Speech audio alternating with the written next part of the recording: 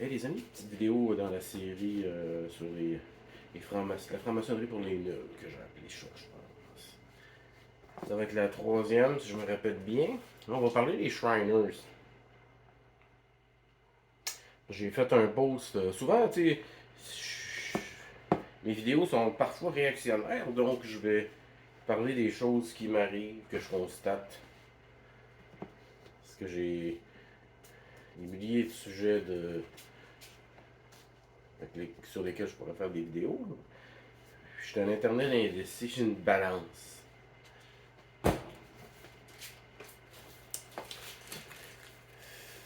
Fait que ma publication était que on peut devenir Shriners à partir du troisième degré de la franc-maçonnerie, qui est le Master Mason, le maître maçon, qui est le dernier degré des loges subalternes, les premières. Tu commences par là. Tu peux aller nulle part dans la franc-maçonnerie si tu n'as pas ces trois degrés-là. À partir de là, tu peux continuer ou rester là, dans le néant.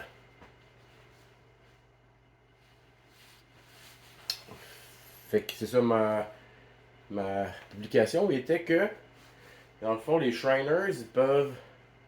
Faut que tu sois 3e degré, Master Mason, pour pouvoir y avoir accès. Là, il y a quelqu'un qui m'a répondu qu'il n'avait pas tort.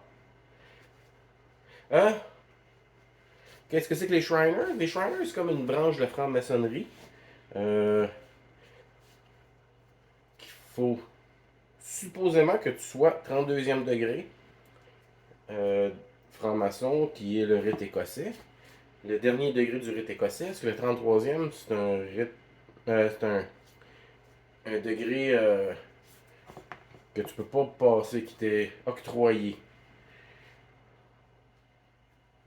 Donc tu peux pas suivre un degré, tu peux pas suivre quoi que ce soit qui va t'amener là si eux décident pas que tu mérites d'être là. C'est un degré honorifique. Pas un degré que tu peux aller chercher de la manière traditionnelle. Qu'est-ce qui s'est passé à un moment donné? La franc-maçonnerie sont reconnus beaucoup pour boire, leur beuverie. Et malheureusement, pour eux, et quand même pour nous aussi, parce que quand ils sont sous, ils sont moins productifs. Euh, Aux États-Unis, il y a plusieurs grandes loges. Les grandes loges, c'est quoi? Ça, c'est ce qui va chapeauter les chapitres, là, les loges maçonniques en dessous, de la maçonnerie régulière. Celle qui n'a pas de femmes, et ainsi de suite. Ça, vous le savez déjà si vous avez regardé les deux premières vidéos. Sinon, je vous suggère de les regarder.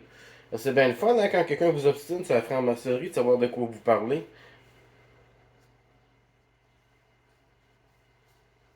Débattre sans connaissance, c'est voué à l'échec. Donc certains vont dire ah c'est pas utile, je m'en crise de ce que tu dis. Quand je m'obstine avec des francs-maçons, sur les. Parce que je vais des fois sur des groupes de francs-maçons leur poser des questions inconfortables, voir qu'est-ce qu'ils vont répondre, leur provoquer un peu de réflexion. Mais j'ai pas l'air d'un cave parce que j'en sais pas bien souvent plus que les autres sur eux autres. J'en reviens. Continue. Dans le fond, dans ces loges américaines-là, il y a des grandes loges qui ont décidé que l'alcool était proscrit dans les rituels, les rencontres à la loge et tout ça.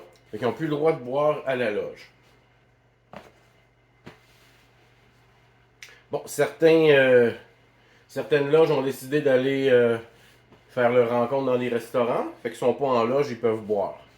Bon, ça a été une façon de contourner un peu les règles en ne s'attirant pas des répercussions de la part de la Grande Loge. Et il y en a d'autres qui se sont moins cassés la tête et ont créé les Shriners.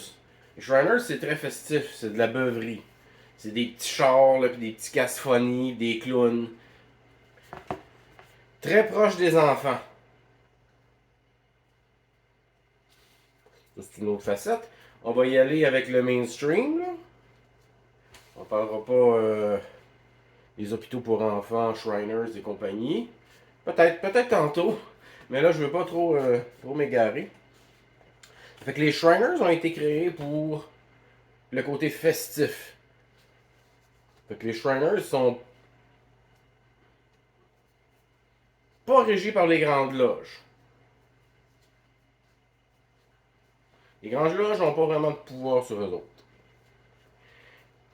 Fait que c'est devenu attrayant pour plusieurs francs-maçons qui ont voulu devenir Shriners. Et à un moment donné, c'est devenu assez gros comme groupe. Il y a des groupes de clowns, là, comme les Jesters, les compagnies. Là. C'est des loges de party. Party, mais tordu. Hein. Les Jesters, c'est tordu en sacrément. Ils sont reconnus pour avoir toute la pire racaille tordue qu'il n'y a pas dans toute la franc-maçonnerie. Avec les Shriners, eux autres, ils... Bon, c'est très arabe comme vibe. Bon, certains diront que quand tu es rendu au bout du cheminement en tant que Shriner, tu deviens musulman. D'autres vont penser plus que c'est comme fantaisiste et dérisoire, le côté clown, et que non, c'est pas vrai. Ça, je pourrais pas dire, je suis pas vraiment. Je fais pas partie d'eux, j'ai pas vraiment de façon de vérifier si une chose est vraie ou cette chose-là est vraie ou pas. Je lis beaucoup de leur littérature, ce qui m'a permis d'apprendre beaucoup sur eux, mais j'ai pas assez d'informations là-dessus pour pouvoir vous dire qu'est-ce qu'il y en est et qu'est-ce qu'il y en est pas. Je suis pas un bullshitter, je vous dis. Si vous me demandez quelque chose puis je sais pas, je vais vous dire je ne sais pas. On peut pas tout savoir, il y a énormément de savoir caché et je le découvre à tous les jours. Peut-être que la semaine prochaine je vais le savoir, mais là pour le moment, je ne sais pas si c'est vrai qu'ils deviennent musulmans après au dernier degré. Fait qu'on n'ira pas plus loin là-dessus. Ce n'est que spéculation. Bon, les Shriners, à un moment donné, ont commencé à grossir, c'est ça, puis ils ont voulu devenir plus gros. Fait que mon collègue sur Facebook qui me dit hey, c'est pas vrai ce que tu dis, les Shriners, c'est pour les 32e degrés seulement. Il a pas tort, mais il a pas raison.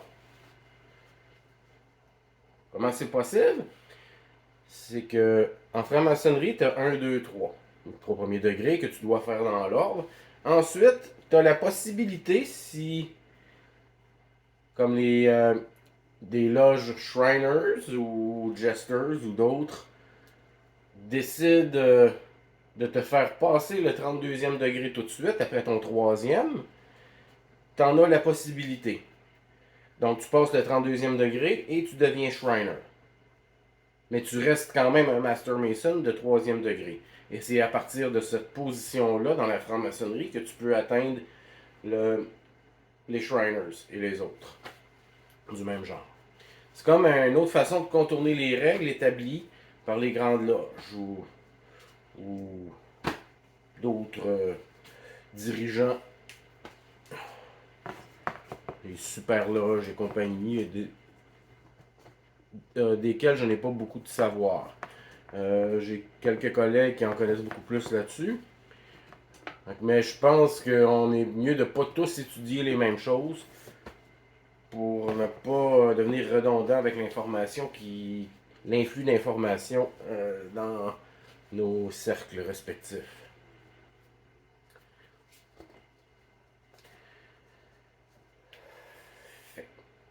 T'es pas un 32e degré, mais tu as le 32e degré, donc tu peux entrer quand même.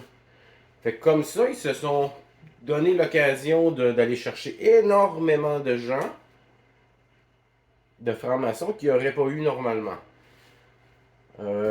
32 degrés, c'est long. De 4 à 32, là, ça prend pas 25 minutes de faire ça. Ça s'étale sur une vie. Plusieurs années. Des choses à apprendre par cœur. T'as des rituels à apprendre. T'as une mise en scène pas possible à mémoriser mot pour mot. On parle d'1 heure et demie parfois de texte anciens avec des mots qu'on n'utilise plus aujourd'hui que tu dois mémoriser pour être accepté dans le degré suivant et compagnie. Et pas juste toi, toute la loge participe. Donc aussi, on va apprendre des textes. C'est long tout ça. On parle de mois, plusieurs mois à mémoriser des textes avant de faire le rituel. Fait que ça, c'est long, tu sais. Ça, c'est juste pour un, là. T'es rendu au quatrième. Faut que tu te rendes à 32 pour devenir un Shriner. Non, non, non. Il y a un bypass. Il contourne les règles comme partout dans la société. On contourne les règles comme on peut. Les règles sont là pour éviter les abus. Mais souvent moyen de contourner. Fait que c'est ça qui arrive. Les Shriners vont devenir. Les troisième degrés peuvent devenir Shriners et autres. Ils peuvent, s'ils veulent, continuer leur cheminement, et repartir au quatrième. Tu peux faire le septième si tu veux. Si tu trouves quelqu'un, une loge ou quoi que ce soit qui est prête à t'enseigner, te faire passer ce degré-là si tu n'es pas rendu là. Mais ça, c'est à toi de trouver l'opportunité de. Fait que tu peux bypasser du 4 au 32e et devenir Shriners, mais il n'y a rien qui t'empêche par la suite de légitimiser ton 32e degré en faisant les autres pour te rendre jusque-là. Tu ne seras jamais un vrai 32e degré, tu n'auras pas le respect qui est dû à un 32e degré parce que tu n'en es pas vraiment un. C'est un peu un crosseur pour eux autres. À l'interne, je sais pas comment ça se passe tout le temps. C'est tellement vaste comme organisation que il y a tellement de compartiments coupés les uns des autres que il n'y a pas de règles qui marchent pour tout. Là. Fait que c'est ça, on peut devenir. Fait que c'était juste une précision que je lui ai fait sur Facebook et que je pensais qu'il était le fun de poursuivre la série Franc-maçonnerie pour les nuls avec, c'est ça. Parce que dans cette série-là, je veux expliquer la base de la franc-maçonnerie, des choses qu'il faut que vous compreniez pour comprendre qu'est-ce qui se passe en haut. Et surtout, c'est de l'information très pertinente à absorber pour pouvoir défendre vos opinions. Et pas... Lors du débat, hein, c'est quelque chose qui se perd. Les gens, ils savent plus verbaliser, ils savent plus extérioriser leurs idées, les mettre en mots. Et souvent vont être pris au dépourvu quand on va leur poser une question un peu inconfortable et qui demande une certaine connaissance. Fait que c'est ça. Les Shriners, c'est aussi c'est devenu avec tout ce monde-là probablement la plus grosse organisation de fausse charité au monde. Ils sont très intéressés aux enfants.